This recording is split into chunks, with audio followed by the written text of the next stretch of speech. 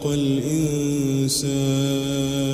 علمه البيان الشمس والقمر بحسبان والنجم والشجر يسجدان والسماء رفعها ووضع الميزان ألا تطغوا في الميزان وأقيموا الوزن بالقسط ولا تخسروا الميزان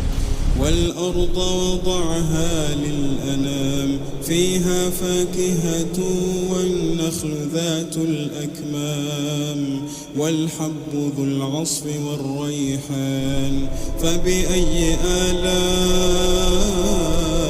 ربكما تكذبان خلق الإنسان من صلصال كالفخار وخلق الجان من مارج من نار فبأي آلاء ربكما تكذبان رب المشرقين ورب المغربين فبأي آلاء ربكما تكذبان مرج البحرين يلتقيان بينهما برزخ لا يبغيان فبأي آلاء ربكما تكذبان يخرج منهما اللؤلؤ والمرجان فبأي آلاء ربكما تكذبان وله الجوار المنشآت في البحر كالأعلام فبأي آلاء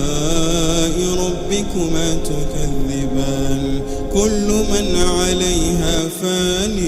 ويبقى وجه ربك ذو الجلال والإكرام فبأي آلاء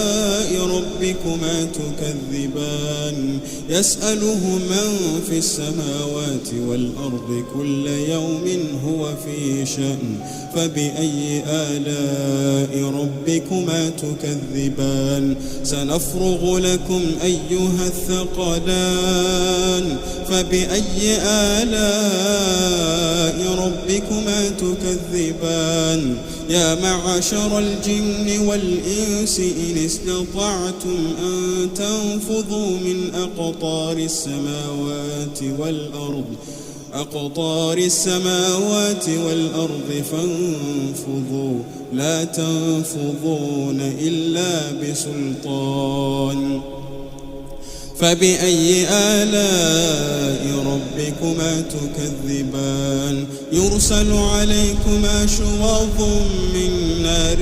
ونحاس فلا تنتصران فبأي آلاء